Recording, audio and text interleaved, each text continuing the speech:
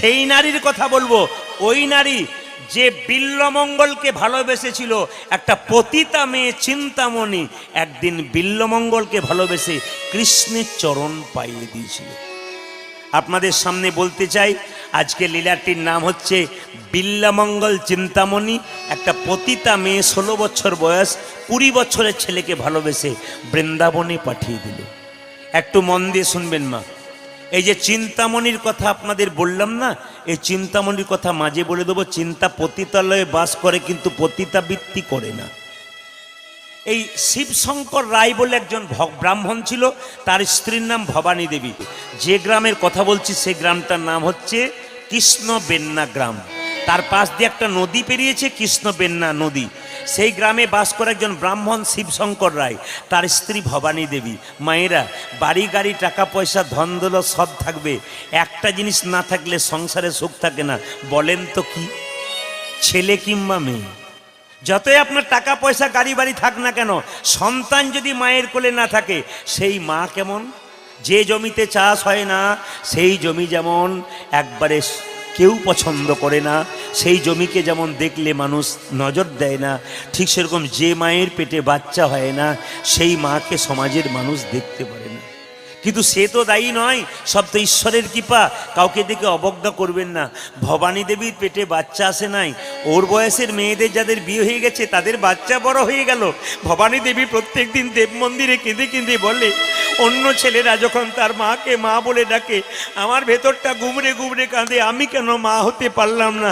যদি আমি মা হতে পারতাম প্রভু, তাহলে আমি তোমাকে সব। একজন মেয়ে বলল, এই ভবানী কাঁদছিস কেন? কাঁদিস না, একজনের কাছে যা, সন্তান তোর হবে। আমার মনে হয় এত দেবদেবীর ভজনা করলি, একজনের করেছিস? বলে কার? চলে যা। কার কাছে? বাবা ভোলার কাছে।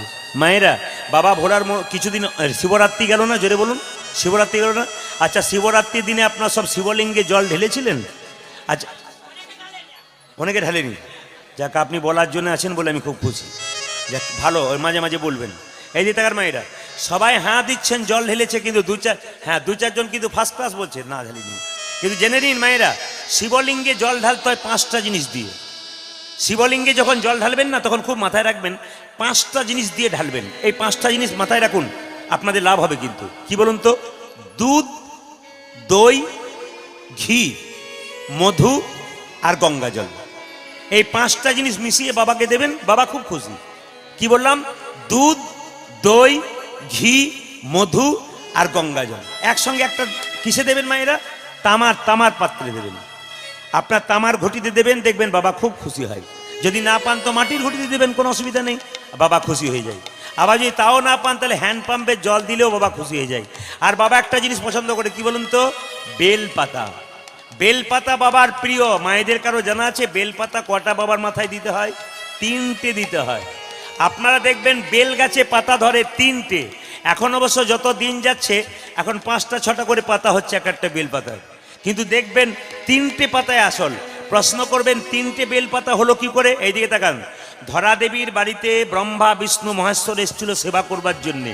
যখন এসেছিল ধরা দেবী, তখন কি করেছিল? বাড়িতে কোনো খাবার নেই, কিচ্ছু নেই। তিনি গিয়েছিলেন মুদির দোকানে। মুদি সেজে বসছিল কে? ভোলানাথ। ভোলানাথ বলল, তোমাকে আমি চাল ডাল দিতে পারি, তোমার টাকা পয়সা নাই, যে তুমি স্তন কর্তন করে আমাকে বন্ধক দিতে পারো। তো স্তন কর্তন করেছিল মা, বাম স্তন কর্তন করেছিল। সেই স্তনটা, কাটা স্তনটা মাটির মধ্যে পোঁতা হয়েছিল, তার থেকে বেল গাছ জন্ম হয়েছিল। ওই জন্য বাবা বেল পছন্দ করে কেন? ধরা দেবীর সেই স্তন। আর দেখবেন ধরা দেবী যখন ব্রহ্মা বিষ্ণু মহেশ্বরকে সেবা দিতে যাচ্ছে, তখন কাটা স্তন থেকে 3 ফোঁটা রক্ত মাটিতে পড়েছিল। সঙ্গে সঙ্গে তারা বলেছে, তোমার রজস্বলা হয়েছে, তুমি আমাদের প্রসাদ দিতে এসছো, যাও এখান থেকে পালিয়ে যাও। কিন্তু তখন সত্য কথাটা বলল, বাবা আমার কিছু হয়নি, আমি স্তন কর্তন করে সেবা করেছি। ওই 3 ফোঁটা রক্ত যখন পড়লো, তখন আশীর্বাদ দিল কি? এই 3 ফোঁটা রক্ত 3টি বেলপাতা রূপে আমার পুজোতে লেগে যায়। এই জন্য আপনাদের সুন্দর সুন্দর তত্ত্বগুলো আপনারা জেনে নেবেন, যে যেখানে বসে আছেন। আজকে কি করেছে ভবানী দেবী? সোমবার দিন, মায়েরা আশ্চর্যের ব্যাপার, সোমবার দিন বেলপাতা দেন বাবাকে, কিন্তু সোমবার দিন বেলপাতা তুলতে নাই। সোমবার দিন যদি কেউ বেলপাতা তুলেন মহা অন্যায় করবেন। আগের দিন তুলবেন, কিন্তু সোমবার দিন তুলবেন না। সোমবার দিন বেলপাতা তোলার কোনো নিয়ম নাই। যদি আপনি দেন তাহলে আপনি অন্যায় করলেন। সেদিন আগের দিন তুলে পাত্রে ভিজিয়ে রাখবেন, সেই বেলপাতা দেবেন। ভবানী দেবী সেই কাজটা করেছিল। আঁচলটা পেতে শিবলিঙ্গের কাছে গিয়ে বলেছিল, কি বলেছিল? নমঃ শিবায় বলে বারবার বলেছিল, নমঃ শিবায় ওই নমঃ শিবায়, নমঃ শিবায় ওই নমঃ শিবায়। উলুধ্বনি নমঃ শিবায় নমঃ শিবায় নমঃ শিবায় নমঃ শিবায়, নমঃ শিবায় ওই নমঃ শিবায়, নমঃ শিবায় ওই নমঃ শিবায়। নমঃ শিবায় নমঃ শিবায়, নমঃ শিবায় নমঃ শিবায়, নমঃ শিবায় ওই নমঃ শিবায়, নমঃ শিবায় ওই নমঃ শিবায়। নমঃ শিবায় নমঃ শিবায় নমঃ শিবায়, ওম নমঃ শিবায়, ওম নমঃ শিবায়, ওম নমঃ শিবায়, হরি ওম নমঃ শিবায়, ওম নমঃ শিবায়, ওম নমঃ শিবায়, নমঃ শিবায় ওই নমঃ শিবায়, নমঃ শিবায় ওই নমঃ শিবায়। নমঃ শিবায় নমঃ শিবায় নমঃ শিবায় নমঃ শিবায়। ভাইরা এই দিকে তাকাবেন, ভবানী দেবী ভক্তি ভরে, ভক্ত যদি কাইমনে কোনো বাঞ্ছা করে ভগবানের সাধ্য নাই সেই বাঞ্ছা নাই। আপনার দরখাস্তের বয়ান যদি ভালো হয় পারমিশন তাড়াতাড়ি হবে। আপনার ডাকার ভাবটা যদি ভালো থাকে ভগবান তাড়াতাড়ি কৃপা করবে। এদিকে ডাকার ভাবটা ভালো থাকতে হবে। এখন লক্ষ্য করুন, যেই না ভবানী দেবী আঁচলটা পেতেছে ভক্তি ভরে বাবার কাছে, অমনি আঁচলে 3টি বেলপাতা পড়েছে। সেই দিন থেকে ভবানী দেবীর গর্ভে সন্তান এলো। মায়েরা, বেলপাতা শিবলিঙ্গে দেওয়ার পর গর্ভে এলো সন্তান, নাম রাখলো সন্তানটার জন্ম হবার পর বিল্লমঙ্গল ঠাকুর। তার আগে আপনাদের বলে দিই, মেয়েদের পেটে বাচ্চা থাকলে আপনাদের মেদিনীপুরে কেমন নিয়ম আছে জানি না, আমাদের প্রায় জায়গাতে শাশুড়ি মারা বউগুলোকে বলে, পেটে বাচ্চা থাকাকালীন জল টল দেওয়া চলবে না তুলসী গাছে, পেটে বাচ্চা থাকাকালীন ধর্মমূলক বই পড়া চলবে না, চুপচাপ বসো, টুকটাক কাজ করো, বাস বাচ্চা জন্ম দেবে, তারপর স্নান টান করে ভগবানের ভজন করবে। আসলে ঠাকুমার বড় চিন্তা নাতি যদি সাধু হয়ে চলে যায়, সেই জন্যে বলছো সব করতে হবে না। কিন্তু জেনে নিন মায়েরা, পেটে বাচ্চা থাকাকালীন আপনি যা করবেন আপনার বাচ্চার তাই হবে। একটু প্রমাণ দেখুন। অর্জুনের নাম শুনেছেন তো? জোরে বলুন হ্যাঁ না। অর্জুনের স্ত্রীর নাম ছিল সুভদ্রা, সুভদ্রার পেটে ছিল অভিমন্যু। এইদিকে অভিমন্যু। তো অভিমন্যু যখন পেটে ছিল, অর্জুন কানে কানে একদিন সুভদ্রাকে ওই একটা গল্প শুনেছিল চক্রগুহে ঢোকার। বেরোবার গল্প বলতে গেছে আর সুভদ্রা ঘুমিয়ে গেছে। ঢোকার গল্প শুনেছে, বেরোবার গল্প শুনতে পায় না। কে শুনতে পায় নাই? পেটের মধ্যে যে বাচ্চা ছিল সে যে শুনতে পায় না, তার প্রমাণটা কি? অভিমন্যু যুদ্ধক্ষেত্রে গিয়েছিল, চক্রগৃহে ঢুকেছিল, চক্রগৃহ থেকে বেরোতে পারলো না। কেন পারলো না? ঢোকার গল্প শুনেছে, বাইরের গল্প শুনে নাই। তার মানে পেটে বাচ্চা থাকাকালীন কানে আপনি যা শুনবেন আপনার বাচ্চা সেরকম শুনবে। ওই জন্য শাস্ত্র বলছে, পেটে বাচ্চা থাকাকালীন মায়ের চলা যেমন হবে বাচ্চার চলা তেমন, মায়ের বলা যেমন হবে বাচ্চার বলা তেমন, মায়ের দেখা যেমন হবে বাচ্চার দেখা তেমন। অনেক মেয়েরা বলে না, আমার বাচ্চা কি চঞ্চল, একটু স্থির নাই।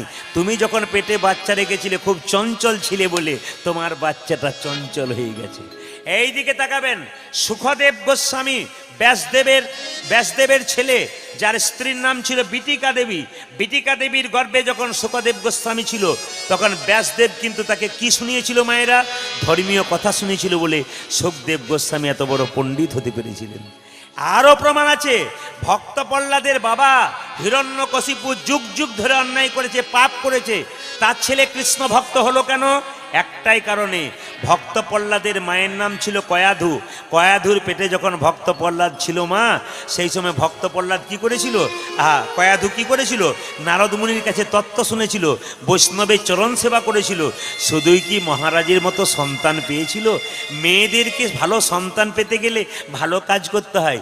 স্বামী বিবেকানন্দ বলছে, আমার মা আমাকে পাবার জন্যে বেনারস মন্দিরে গিয়ে বারবার মাথা টুকেছিল বলে আমার মতো ছেলে পেয়েছিল।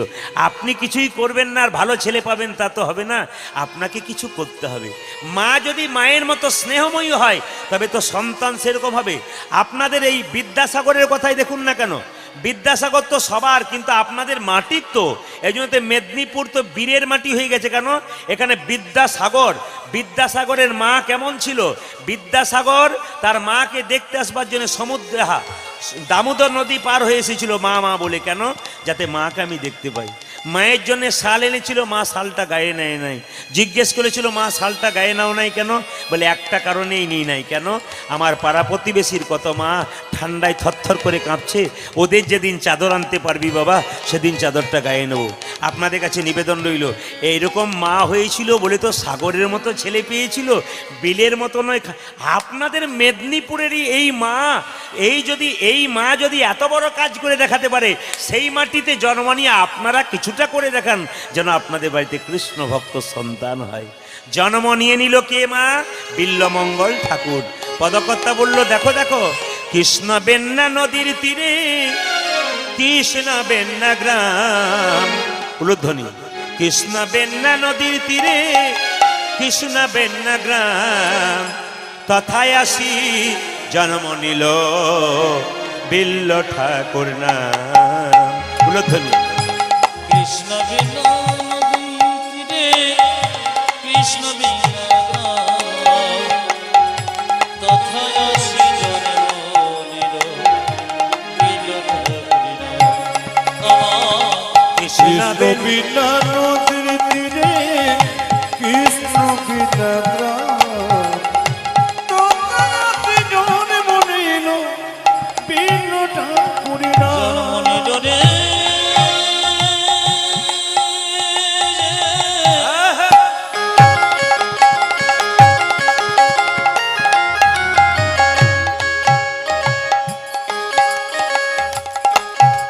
বিল্ল ঠাকুর।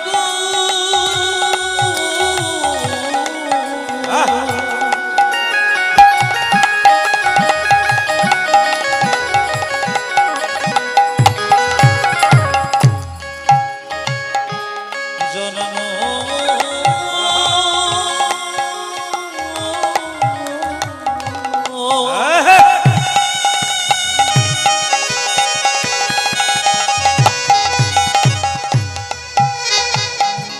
নিল রে কৃষ্ণ বেন্না নদীর তীরে, কৃষ্ণ বিনা গ্রাম, তথায় আসি জন্ম নিল বিল্ল ঠাকুর। আজ কৃষ্ণ বিনা নদীর তীরে, কৃষ্ণ বিনা গ্রাম, তথায় আসি জন্ম নিল বিল্ল ঠাকুর নাম। তথায় আসি জন্ম নিল বিল্ল ঠাকুর নাম।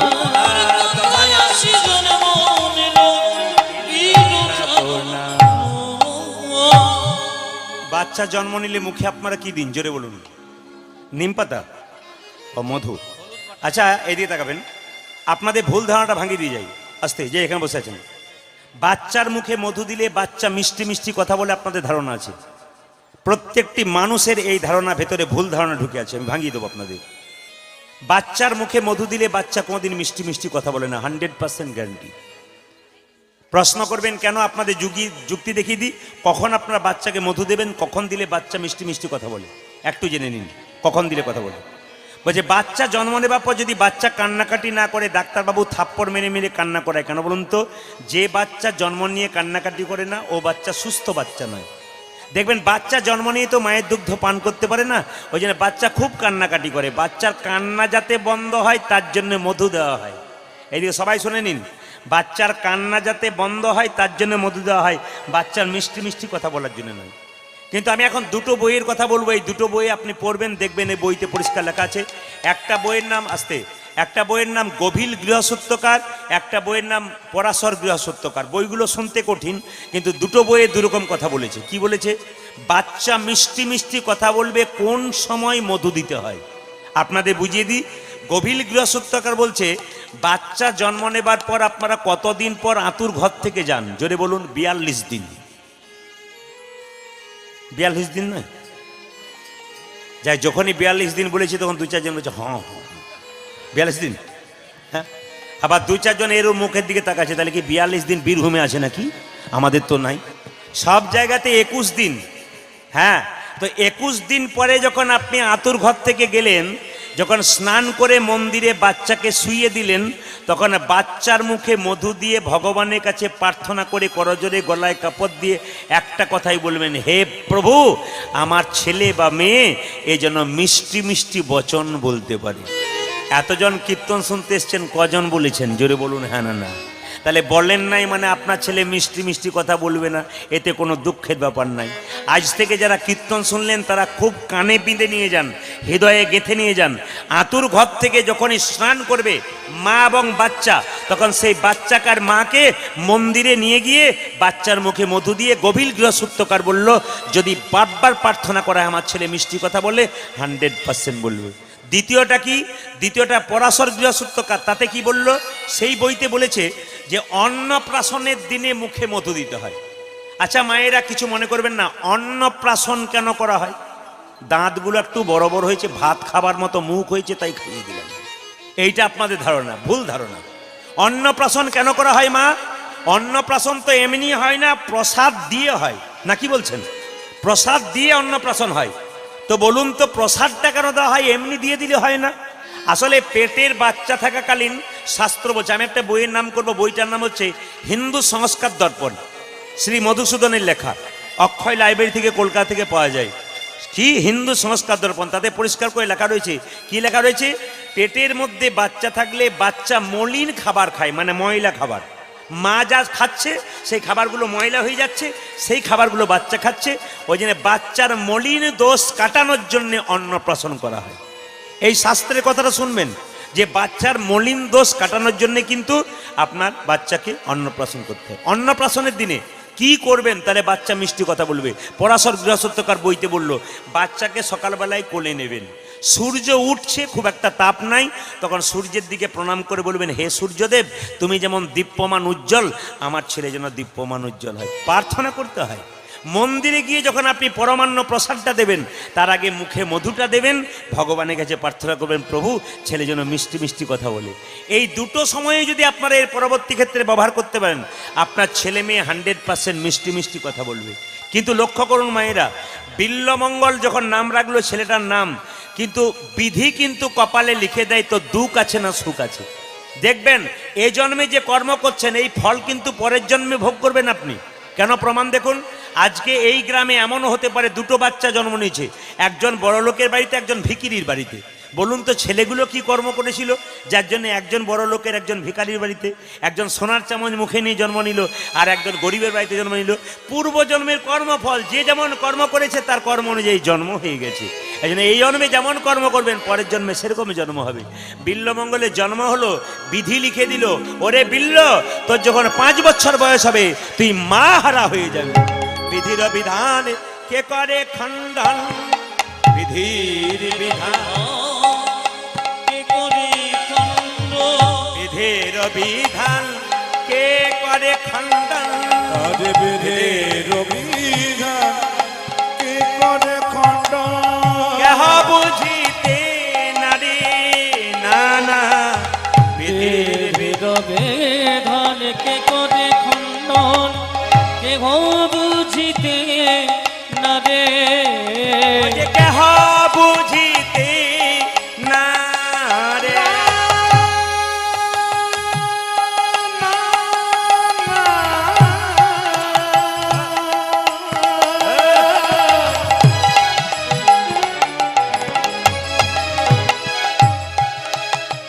ওই আমাকে হো বুঝিতে না রে, ও যে কেহ বুঝিতে না রে।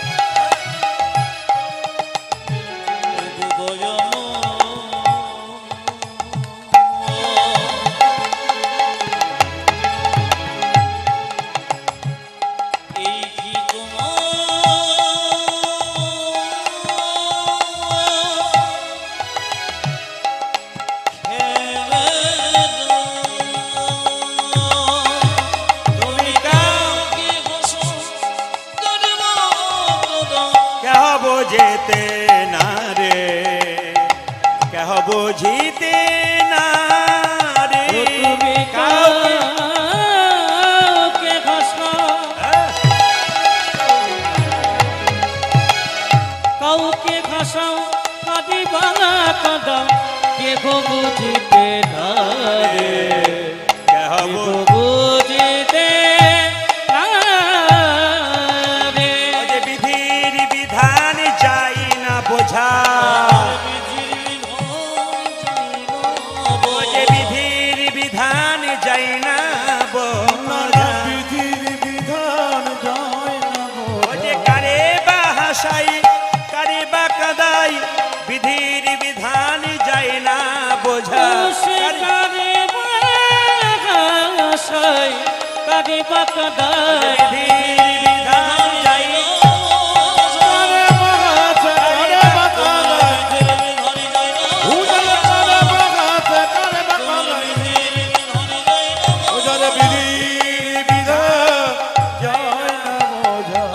কেহ বোঝেতে না রে, কেহ বুঝিতে মাইরা। বিধি লিখলো বিল্লমঙ্গলে যখন 5 বছর বয়স হবে তার মা মারা যাবে। বিধি যা লেখে তাই হয়। সবার বিধি কিন্তু লিখে দিয়েছে কার জীবনে কি কি ঘটবে। আপনি শুনলেন আপনাদের গ্রামে একটা ছেলে গলায় দড়ি নিয়ে মরে গেল, আহারে সেটা বেশ ছিল মরে গেল, আসলে তা নয়, বিধি লিখে রেখেছিল এটা ঘটবে। আপনার যে যেখানে কীর্তন শুনছেন প্রত্যেকের জীবনে যে ঘটনাগুলো ঘটবে এগুলো সব আগে থেকে সিরিয়াল করা আছে, আপনার জীবনে ঘটবেই। আপনি অপেক্ষা করুন, আপনার সব কিছু লেখা আছে আমার জীবনে, আপনার জীবনে, সবার জীবনে। হলো তাই বিল্লমঙ্গলে যখন 4 বছর বয়স হলো তার মায়ের যক্ষা রোগ হলো। যক্ষা মানে জানেন টিবি, এই যে যক্ষা মানে কি টিবি। করোনা রোগের যেমন চিকিৎসা ছিল না, টিবি রোগের চিকিৎসা ছিল না, এখন হয়েছে। খক খক করে কাছে ফোটা ফোটা রক্ত পড়ে, কেউ কাছে যায় না। একদিন বিল্লমঙ্গল ছুটে গেল মায়ের কাছে, মা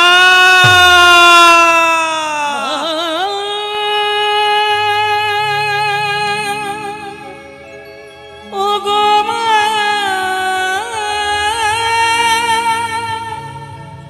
মা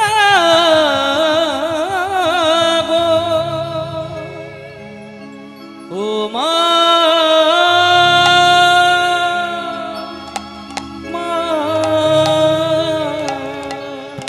মা চিৎকার করে বলল, দূর হয়ে যা হতচ্ছাড়া। আপনাদের কথাটা শুনে খটকা লাগলো না? আপনারা অসুস্থ অবস্থায় পড়ে আছেন মায়েরা, আপনার বাচ্চা কোলে চেপে গেছে, আপনি তাড়িয়ে দেবেন না? মা যদি পাষণ্ড হয় তাড়িয়ে দেবে, আর যদি মা যদি ভালো হয়, সন্তানকে ভালোবাসে, যতই রোগ হোক আপনার বাচ্চা কোলে গেলে বাচ্চাকে আদর করবে। কিন্তু বিল্লমঙ্গলের মা তাড়িয়ে দিচ্ছে, দূর হয়ে যা হতচ্ছাড়া, খবরদার আমার কাছে আসবি না, দূর হয়ে যা। তাহলে কি আপনারা প্রশ্ন করবেন বিল্লমঙ্গলের মা ভালোবাসে না? ভালোবাসে। বিল্লমঙ্গলের মা বিল্লমঙ্গলকে খুব ভালোবাসে। কেন বলুন তো? ওরে বিল্ল, আমার কাছে তুই আসিস না বাবা, আমার যে রোগ ধরেছে সেই রোগ যদি তোর মধ্যে যায়, বারবার আমার কোলে আসিস, তাহলে বংশে প্রদীপ জ্বালানোর জন্য কেউ থাকবে না আমার। এই জন্য ছেলেকে কোলে নেয় না। এক সময় বিল্লমঙ্গল জোর করে মায়ের কোলে ঝাঁপিয়ে পড়ল। মার পারল না, ছেলেকে আদর করে জড়িয়ে ধরেছে, কিন্তু মায়ের বুকে ঝাঁপিয়ে পড়েছে, বুকে ধাক্কা লেগেছে বলে এক ফোঁটা রক্ত বিল্লমঙ্গলের হাতে পড়ল। বিল্লমঙ্গল জিজ্ঞেস করলো, মা এটা কি? মা বলে উঠল, বাবা পরপারে যাবার নিমন্ত্রণ পত্র, আমি আর বেশি দিন বাঁচব না, এ পৃথিবী ছেড়ে অনেক দূরে চলে যাব। বিল্লমঙ্গল চিৎকার করে বলল, মা তুমি যেখানে যাবে আমি তোমার পেছন পেছন যাব। বিল্লমঙ্গলের মা মুখে হাত চাপা দিয়ে বলল, হতভাগা চুপ কর, আমি চলে যাব, তুই কেন যাবি বাবা, আমায় যেতে দে। একদিন বিল্লমঙ্গলের মা মারা গেল। তখন বিল্লমঙ্গলের বয়স 5 বছর। বিল্লমঙ্গলের মা যখন মারা গেল, পাড়ার লোকেরা সবাই দেখতে আসছে। ছোট বাচ্চা ছেলে 5 বছর বয়স, বুঝতেই পারে না মা মারা গেলে কি হয়। পাশের বাড়ির মেয়েদেরকে জিজ্ঞেস করে, পিসি মা মারা গেলে কি হয়, মাসি মা মারা গেলে কি হয়, ও কাকি মা মারা গেলে কি হয়। পাড়ার মেয়েরা সান্ত্বনা দিয়ে বারবার বলে, মা মারা গেছে তো কি হয়েছে, আমাকে মা বলবি, ও তো দুদিনের মা, নিজের মা যে ভালোবাসা দেয় সেটা কি পরের মা দিতে পারে? শুধু সান্ত্বনা বাক্য। আপনাদের কাছে নিবেদন, আজকে এত এত ভক্তমণ্ডলী কীর্তন শুনতে এসছেন, আপনাদের কাছে একটাই নিবেদন রইল, যদি জীবনে উন্নতি লাভ করবেন, মানুষ হবেন, তবে আগে দুজনকে ভজন করুন, একটি বাবা একটি মা। কৃষ্ণ সুদামাকে বলেছে, সুদামা এই জগতে তুই যতই কৃষ্ণ বলে কাঁদ, মা বাবা যদি কেঁদে বেড়ায় ছেলের জন্যে, তুই কৃষ্ণ বলে কাঁদিস, তোর জীবনে কোনোদিন কৃষ্ণ লাভ হবে না।